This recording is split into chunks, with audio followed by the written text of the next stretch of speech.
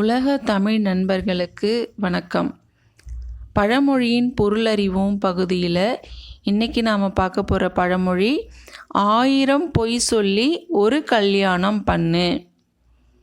இந்த பழமொழி 1000 பொய் சொல்லியாவது ஒரு கல்யாணத்தை பண்ணலாம் அப்படின்னு நாம் நினச்சிக்கிட்டு 1000 பொய் சொல்லி ஒரு கல்யாணத்தை நடத்திக்கிட்டு இருக்கோம்.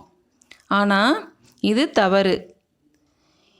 இந்த பழமொழி என்னன்னு நான் சொல்கிறேன் பாருங்க. 1000 முறை போய் சொல்லி ஒரு கல்யாணம் பண்ணு. 1000 முறை போய் சொல்லி ஒரு கல்யாணம் பண்ணு.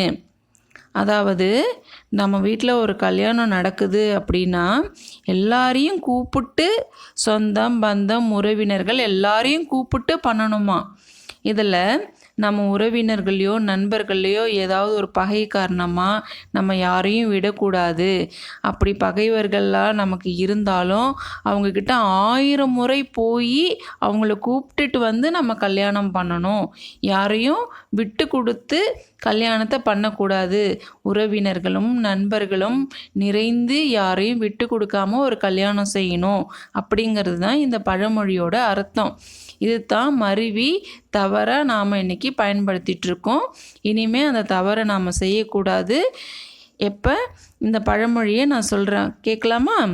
1000 முறை போய் சொல்லி ஒரு கல்யாணம் பண்ணு. நன்றி.